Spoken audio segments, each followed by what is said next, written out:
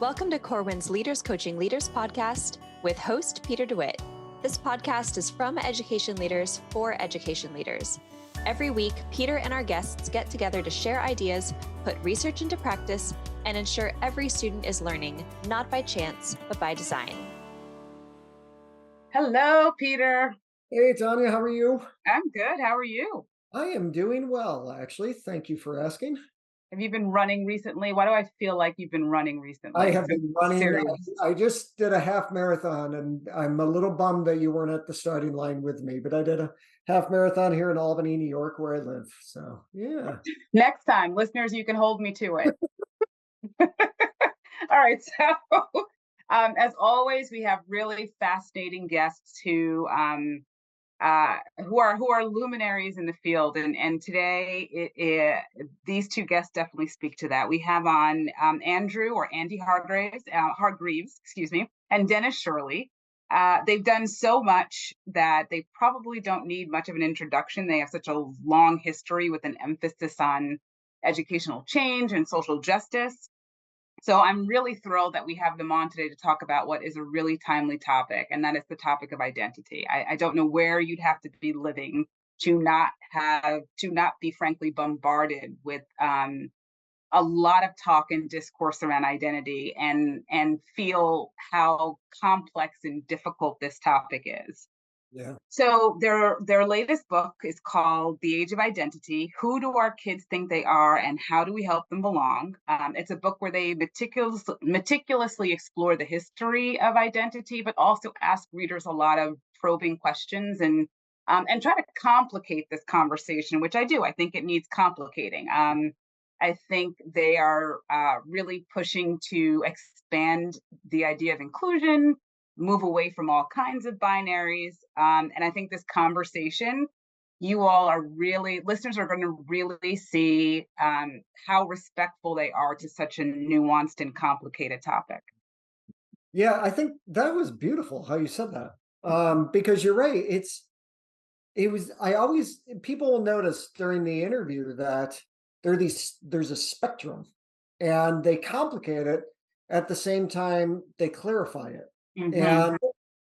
And people often, one of the things I said at the end is, with identity, it's this monolith sometimes where you're kind of like, you're this identity and that's all. You have to check that box. And yet what we find through the conversation is that it is much more nuanced. And to me, one of the things that I thought was important during the conversation that people hear is, this is not just about kids in school, although that's important. For sure important for kids in school. But we also got into the conversation of understanding our identity helps us as we age. And people will hear me talk about, when you get to retirement, and maybe you were a teacher or a school principal or a superintendent, and you identify so much with the position that when you retire, you're a little bit lost because you're wondering, who am I now? And we've even talked about that. So I feel like we've covered anywhere from birth to every birth and death and everywhere in between. But what a really interesting conversation. Yeah, we covered a lot in a short period of time, but I think people are going to walk away feeling edified, curious. It really speaks to just who they are as thinkers and as researchers, what you'll get when you get the book and you read it. I think listeners, you're really in for an important listen for people who are, leaders who are on the front lines, who are forced to grapple with these issues, whether, they want to or not. We know they're meeting you at the front door a lot of times, and that, just burying your head in the sand, probably, it's not going to really work, like figuring out a different response. And I think this is an episode that could, again, like you said, be clarifying. Yeah. Could help. Well, I'm looking forward to, or I hope people are looking forward to hearing it, because, first and foremost, it's Dennis Shirley and Andy Hargreaves.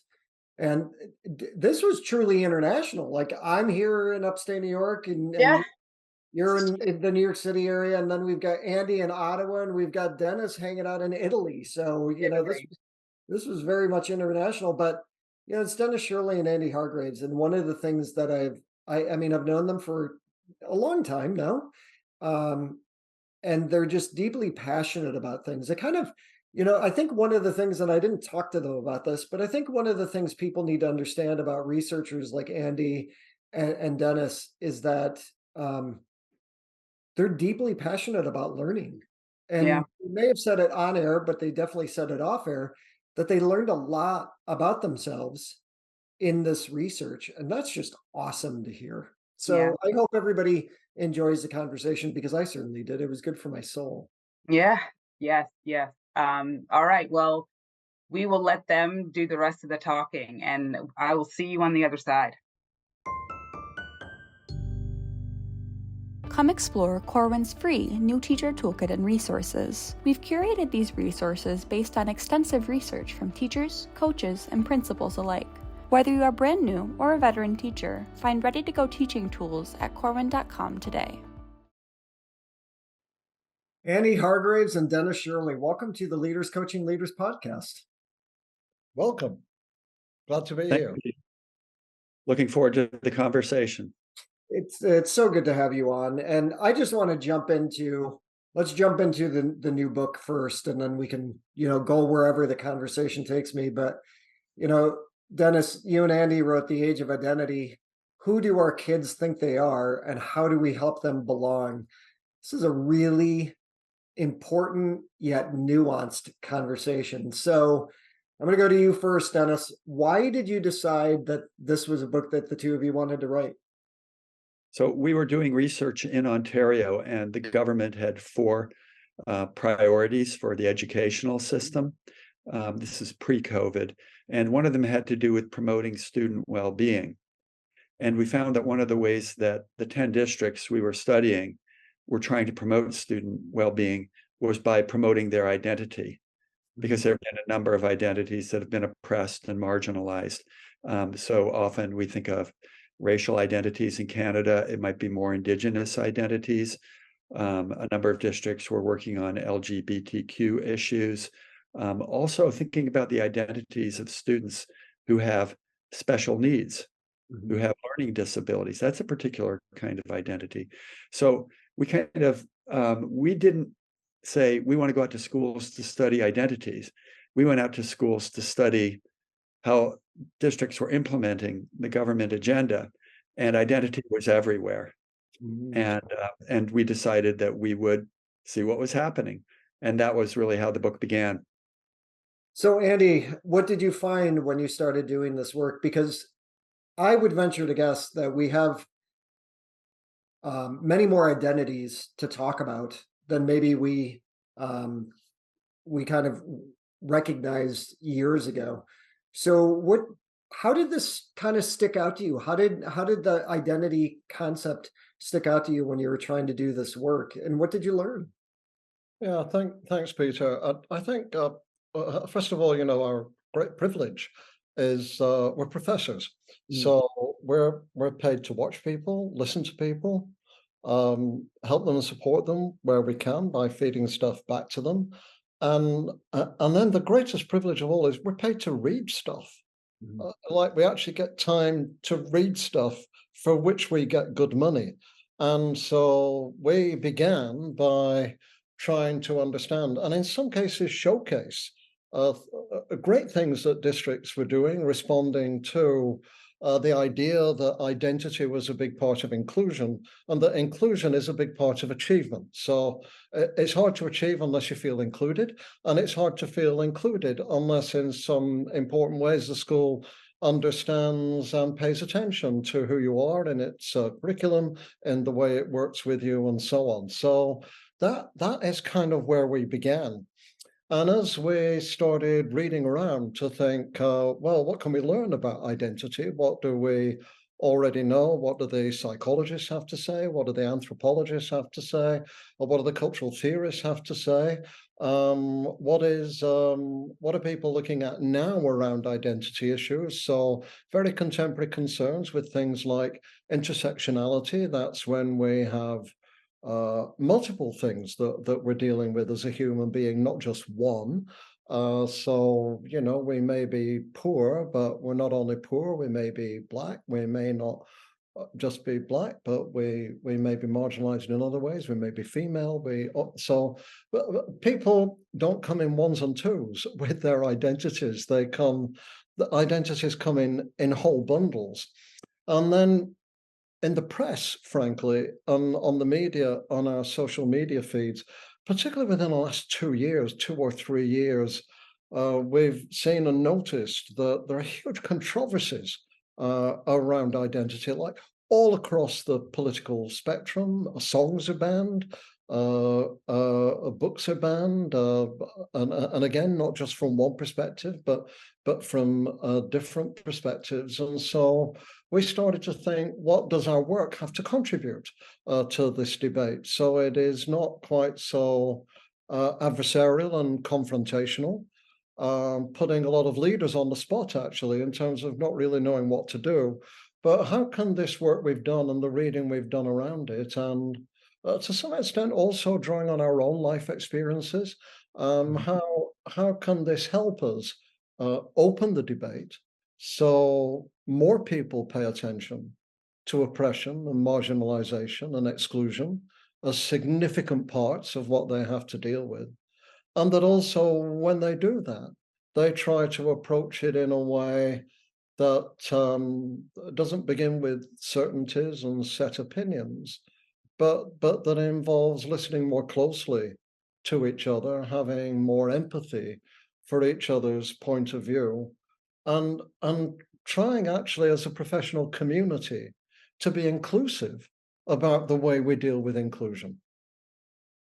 So one of the things that you had a lot there that you were saying, and I know over the past few years, there's been this pushback against social emotional learning.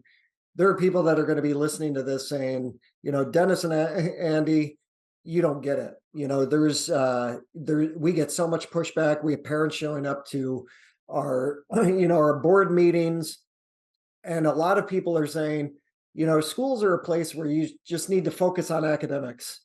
So why is this such an important conversation?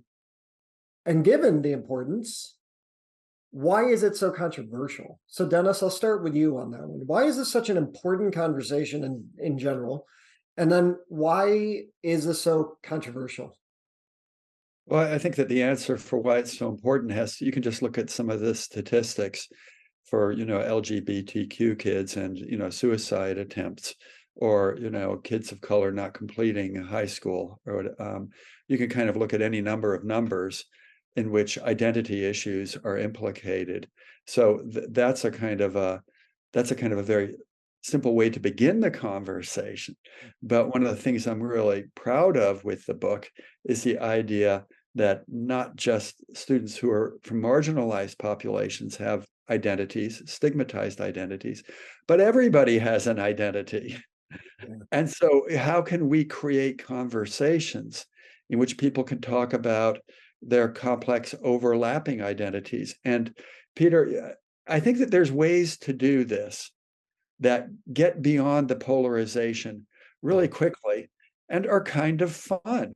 So when you write a book about identity, you start asking people, well, tell me about your identity. And one person will say, my identity is my hair. Seriously, and then somebody else will say, my identity is my clothes. And yes, of course, people will say, race, gender orientation, and all of those things. But there's so much more that's going on with identities that could be point of departures for inclusion. And we do have a crisis in many societies, the US among them, with loneliness, an epidemic of loneliness. And that's really tragic, that people feel that they are not seen, that they don't belong anywhere. And I think that there's an opportunity there for us to think about, how can we bring people in? How can we welcome them? And this would go across the spectrum. So one of the things, I came across this some years ago, but if people asked me for my politics, I'd say I belong to the party of education. So how can we kind of frame things in terms of education, promoting learning, human development, flourishing, all of those things. And if we just try to do the academic stuff, we're going to leave so many kids behind, so many kids out. So I think that that's the answer to your question for why it's so important. And also a bit, what are the opportunities that we can have? And you know, I do understand, I sympathize with people who have been told, can't do anything about gender, can't use this book, can't teach that statue, all of those things. You know, I was fortunate when I was in high school, I had teachers who loved to expose us to many different points of view. And boy, was that exciting. And, you know, students really don't like it when we preach at them from any perspective. That's self-determination theory. So I think there's an opportunity here, but I am mindful about the minefield that's out there for many educators. And we have to acknowledge that and work with that. I enjoy, Dennis, the answer about the education piece, because I think you're absolutely right. And you know, one of the pieces of research that I've remembered from like over a long time is Odetola's research in 1972 that talked about our students are alienated from our schools because they don't have an emotional connection to their teacher school, or they don't have a voice in their own learning. And that's part of what you're doing. But Andy, I feel like, and I've known you both for a while, I feel like this book is also about humanizing this. And that's what I mean, I was fortunate enough to, you know, read it before it was published. And I feel like it was all about how can we humanize things, because we've gotten so, some of the rhetoric has just become so evil. And I feel like the two of you were talking more about how can we interact like humans and humanize this conversation around identity. Am I off on that, or am I correct, Andy? No, I think it is a very humanistic book. In another part of my professional life, I bring together ministers from secretaries of education from 7 systems, countries and states, provinces, who are committed to democracy, inclusion, equity, human rights. So this is a big part of who I am. I think it's a big part of who Dennis and I are. And, you know, a great starting principle for all learning is you begin with where the learner is. So you begin with their prior knowledge and what they know. And you begin quite explicitly in some countries curricula with who they are and what is their developing self, who they want to be, what they feel part of. And a difficulty with the identity debate is there's lots of people going around pointing fingers, telling people who they are, or telling people which box they fall into. And for instance, I talk about them in the book. I've got 5 grandchildren, all of them mixed race. The vast number of mixed race people in America, there's no box for them to fall into. They don't appear in curriculum materials. They're not part of the discussion. Are they black? Are they white? Are they one or the other? Where do they belong?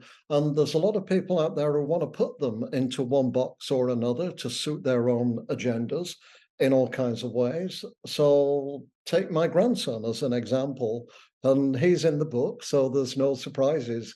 He's 10 years old. And, you know, if somebody else wanted to say, what is his identity? They might say, well, he's a boy, he's mixed race, he's middle class. Well, you know, the place to begin is by asking him. So Jackson said, what book are you writing at the moment? I said, well, you know, I'm writing a book about identity. I said, well, that's really interesting. So I said, Jackson, what's your identity? And when you ask people this question, and we ask people in all kinds of roles, like taxi drivers, hairdressers, hotel receptionists of all kinds of colors and backgrounds, all over nobody regards it as an uninteresting question. Like nobody. And so I said, like, give me 3 things about your identity. And he said, well, I'm Canadian, because national identity is very important to a lot of people. Sometimes more than one national identity. And then he said, I'm a brother. And when I fed that, because he got 2 sisters, when I fed that back to his mother cried. She thought it's such a lovely thing to say, that he sees himself kind of as a brother to his sisters. And then he said, and I'm a gamer. So whatever discussions you have about identity with Jackson as a 10-year-old or any 10-year-old, but begin with, like everything, with people's sense of who they are, and then help them figure out what they might become, how that involves other people, and what you can belong to together. I mean, this is like John Dewey 101, basically, but it's still alive and well and important in the world we're in today.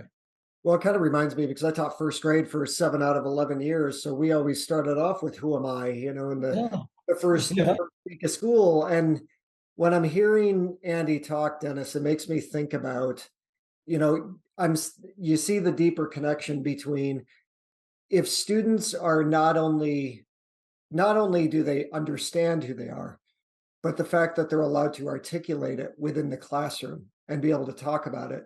I would venture to guess, and you're the researchers, I would venture to guess that that would be a pretty strong case for developing student voice and helping students actually academically. I would think that it has a pretty powerful impact on students engaging academically as well. Yeah, I think that's great, Peter. And the interesting thing is we often don't ask our students who they are. And then another interesting part is we don't ask our colleagues and we don't ask ourselves who we are.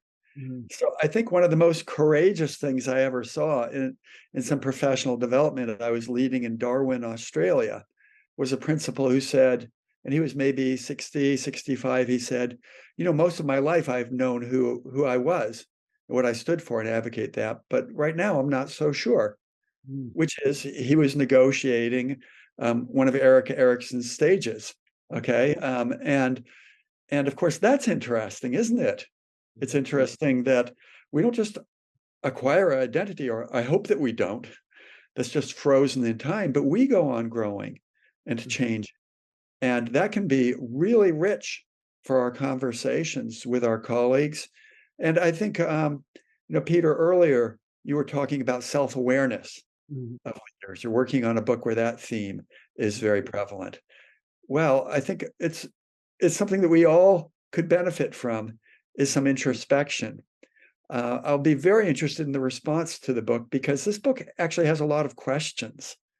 It asks readers to reflect for themselves on who their identity is right now and who they are becoming.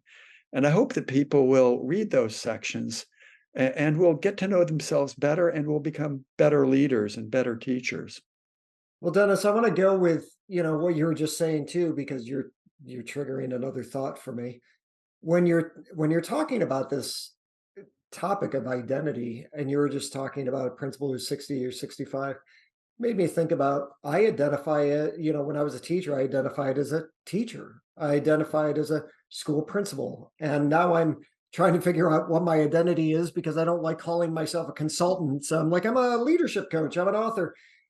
But also, Andy, you were talking earlier about the whole idea of loneliness. And the thing that's interesting about identity with the way you're pursuing it is that often when people retire, they struggle because they feel like they've lost their identity, because we identify, so many of us, so closely to our profession and what we do, especially if you're in education, that when you retire, the identity piece becomes very important, because how you identify yourself has changed, and that actually poses problems for people. They go from, having the status to now they're a retired person. They don't always know how to identify, and that can be actually very lonely for them as well. Did you find that? Like, was that a part of it as well?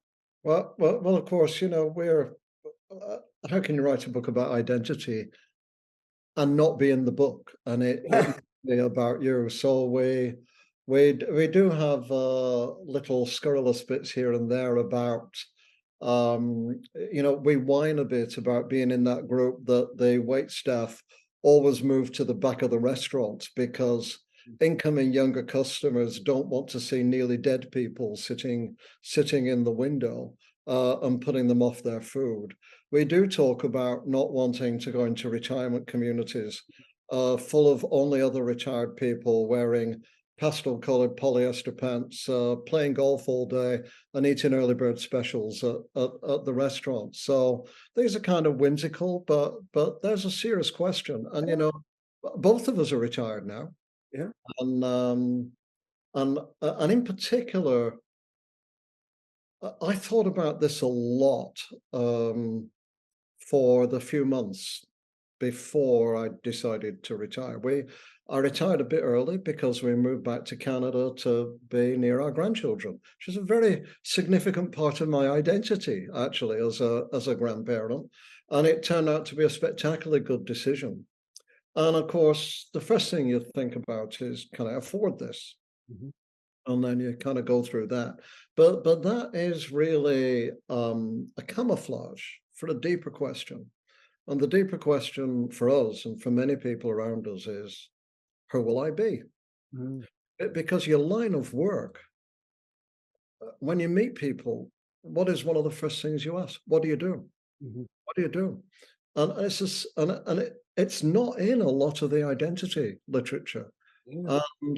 And so I began to talk, including with Dennis. Said, look, I'm going to retire. I'm going to go to the frozen north of Canada in Ottawa. And I know lots of people in Canada. I know practically nobody in Ottawa, no position there, nothing. What will I do if everything comes to a stop? Mhm. My whole professional life. I moved north, Mhm. away from all the people I've known at Boston College, and everything stops. The writing, the speeches, the applause, the students, the admiration, the gratitude.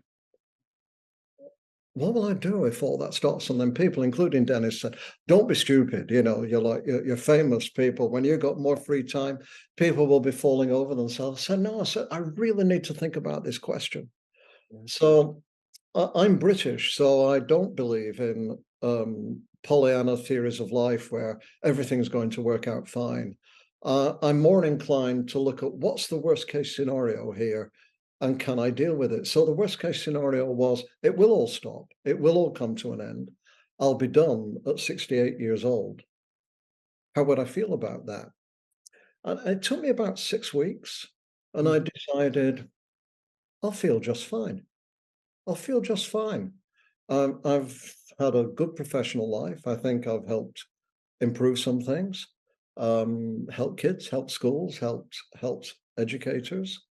Um, and I'll carry on writing. Nobody will read it, but I'll still carry on writing. Wow, Um, you are brutally honest and wrong about yourself, by the way. and At least one of well, us, I would read it. yeah. Well, okay. So that's three of us then. You know, I have my grandchildren. I love my grandchildren, and COVID actually brought us so close together, and that is a monumentally important part of who I am. I have other interests, particularly hiking, so I walk more. And so I decided I'd be absolutely fine. But that's a we have colleagues for whom this question is a very difficult question. Yeah, I mean, I could see why that is. When I'm running a workshop, I will use a protocol where I'll ask 3 questions and they're in groups of 3. It's called microlab. And one of the questions that I've started asking is, what do you want your leadership legacy to be? And you don't think of it when you're in it, right? You've got the day to day and all that stuff. So when you're having a very difficult conversation, you're not thinking to yourself, oh, I wonder what my legacy is going to be when I'm, 20 years down the road. But it's a very interesting question to be able to ask. And it does tie into the identity piece. One of the things I want to get back to is more of, I guess, a little bit of the controversial side of it, because the book spans a lot. And there are things in there are topics in there that I think people can digest, and others that we know are really controversial. The two of you have been huge advocates for the LGBTQ community. Mm. And over the years, and I remember, Andy, I was with you in London, and you got up on stage for a keynote and started talking about safeguarding LGBTQ students. And what's interesting for me is that as a gay man, if I get up on stage and do that, people are thinking I'm pushing an agenda. But I've always talked to you about the fact that you were able to do that, and people would definitely listen because they didn't see you as pushing an agenda. When the two of you were writing this book, is there the reason you went into it as learners and then you started to see this topic come out, does that give you the ability to talk about a lot of controversial issues in a way that you'll get a pass and other people won't? And I don't know if that's a fair question. It reminds me of, because I've had people say, well, I know that you've done some work on LGBTQ students, and that was my doctoral dissertation. They know I'm gay. They're like, but you can't talk about that here. So I've actually been banned from talking about those kind of conversations.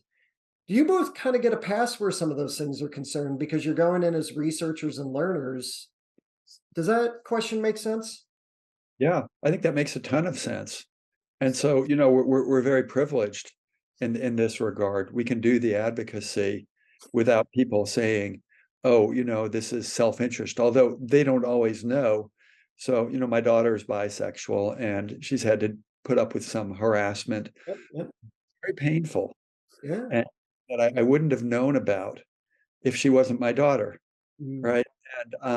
And so I'm actually, when I do advocacy for LGBTQ students, it is self-interested. Yeah.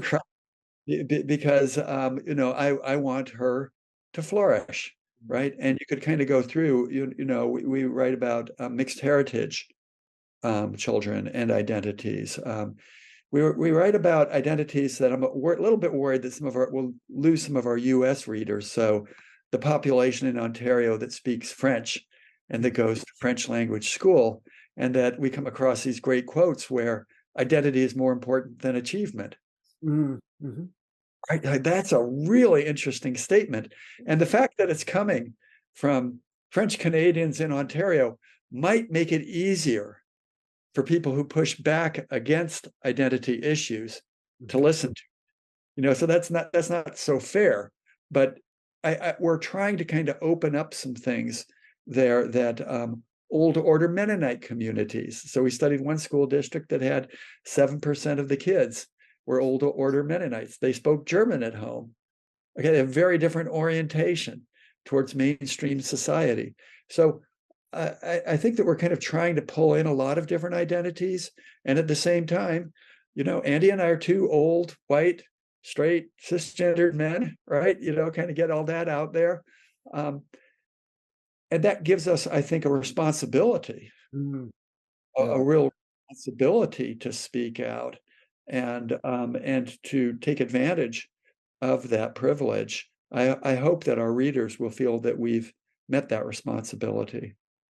I hope, if I can, before you come back in with us, Peter, if it's such an important point that you raised, and I think there's 4 things come out of it.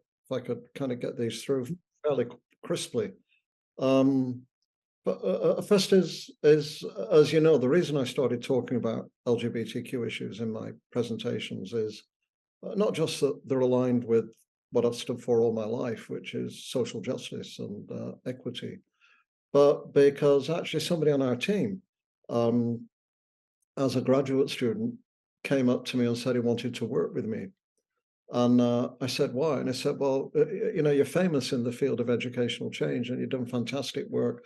And I think I've got so much I can learn from you. But in this thing that looks like a field, there's absolutely nothing about LGBTQ issues.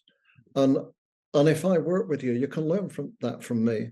And you'll become an advocate for that, possibly, within this field. And it turned out to be completely right. So the first thing is there are some people in identity politics who say you can never fully understand what it is to be a gay man unless you're a gay man, for example. And there is a truth in that. Nobody can fully understand what it is like to be anybody else. But that doesn't mean we should give up, or we should not bother, or we should have we should have no voice or no contribution. And if we believe in learning, we have to believe in the power of learning a lot, not everything, but a lot of what it is like to be somebody else, and to include that in our social justice agenda. I think second is that helps us both understand that although identity is important to be celebrated, there are people with many identities in the systems we've been in who feel they can't show who they are. They have to hide who they are. Nobody can hide who they are. You know, you're a gay man, you'll know what that felt like, perhaps not so much now, but 10, 20, 30 years ago, you'll know what that was like. I was diagnosed ADHD in my 50s. I'd hidden all the things that go with that for decades beforehand. George Michael, who a gay man and Ivor Novello award-winning songwriter, wrote a song before he came out with the line, "Guilty feet have got no rhythm." Mm-hmm.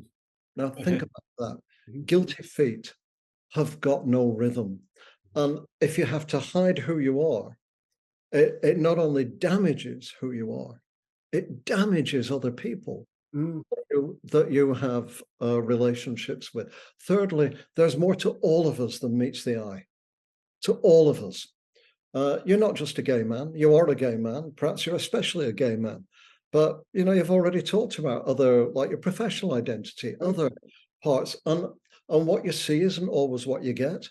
And there's more to all of us. So nobody would know, looking at Dennis, that he has a bisexual daughter, for example. And that's a very important part of who he is and what he stands for. Nobody would know, looking at me, that I grew up with several years from my mother on welfare, and I was basically in charge of the family rather than the family being in charge of me. But you can't see that in me. The more so we need to try to get to grips with not just what's most visible, but with the fullness of and the complexity of who we are, including the oppressed parts.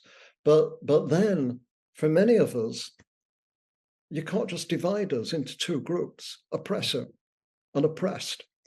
Many of us have got what we call conflicting parts of intersectionality. So you may be a persecuted faith group, for example, immigrated to America, but you're also homophobic, and perhaps the men are patriarchal. You may be Black or Hispanic and deeply marginalized because of that, but also quite middle class and wealthy, because the Black middle class has grown a lot. So who is more marginalized, a middle class Black individual or a poor white working class Appalachian family addicted to fentanyl, for example? That's an impossible question to answer, but because the many parts of the white working class are also xenophobic and racist. So we have these conflicting parts of our complex identities, and we argue towards the latter parts of the book, not to sweep those under the table, but principles to be courageous, to be like the buffalo and face the storm, not run away from the storm, and find ways to navigate their community through these very important and difficult issues. It's just, and I know we have to wrap it up. It's just such an interesting conversation, because in some cases, identity is very nuanced, which we've talked about. And in other cases, it becomes this monolith where you're like stuck with people stick you with one identity when there's so much more to it. And, I just want to thank you both, not just for being on show, but I've been a huge fan of the two of you for a very long time. And this book was just, when you first sent it to me, Andy Hargreaves does not take no for an answer, but we all know that already.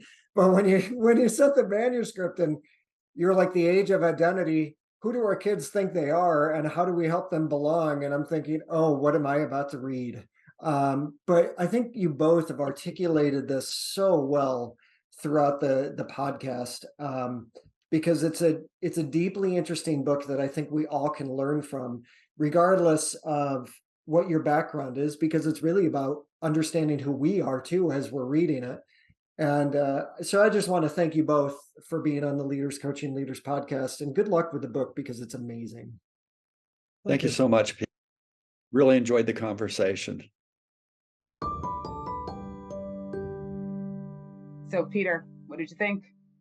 I felt like I was laying down on my therapist's couch and I started just having this open conversation because, I'm talking to Andy and Dennis and you kind of forget that you're being recorded and everything else. But it was just, man, talking to the two of them is always a fantastic opportunity. I mean, I'm still that guy that was doing my leadership degree and I was reading Andy Hargreaves and Dennis. Yeah.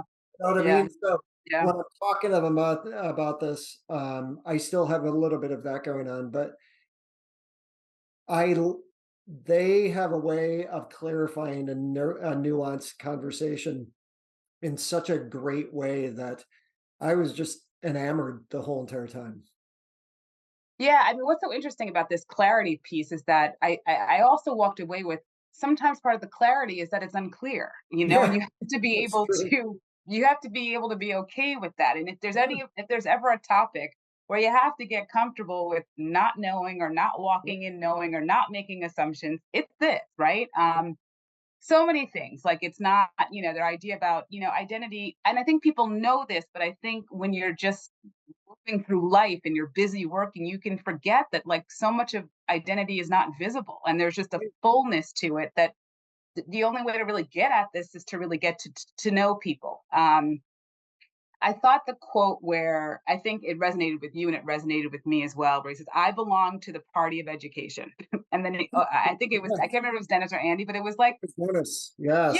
Yeah, and then went on with like the party of like human development and flourishing. And it's like, that's true for all of us. It's like, there are these goals that I think so many of us share. And like, if we can center those sometimes too as our North Star, what could that open up in terms of possibilities? Dennis to me is a Renaissance man. Yeah. I remember seriously, like I remember we were all at the ICSE conference in Norway, and I was having dinner with Russ Qualia, Andy Hargreaves, Dennis Shirley, and a few other people, and just hearing Dennis speak, I thought, I want to be Dennis Shirley. Like he's this Renaissance man, speaks different languages, knows a ton about art and music. And I'm just sitting there going, oh, I feel so inept sitting across from Dennis Shirley. I'm lucky I'm picking up the right fork. But yeah, they just, that's the thing too, is that they're both very intelligent guys, but they also talk about that we make assumptions about people based on what we see, and we need to not do that. And I just think going back to his answer about education was really interesting to me, because it's that self-awareness piece is important. I know that's something that I'm pursuing now with Mike Nelson, but it's just really interesting to think about who are we, and the whole idea of our legacy. What are we leaving behind? So it really is. Tanya, pull me out. I feel like you and I were both sucked in. So okay, little cold water, pinch myself around a bit. Listeners, I hope that you got as much out of this as Peter and I did. There's just so much to continue chewing on after this kind of conversation. And so, I look forward to seeing and learning with you next time. This is fantastic. I don't know what will follow up with it, but I know it'll be something great. Well, I kind of do, because I am behind the scenes, but this was a great one. It was. And we're always looking for feedback, but this is definitely an interview that you want to go back and listen to again. And you've got to go into it with an open mind in the first place. So. Open minds. Yes. Open minds. Tanya, always awesome to spend time. Until next time.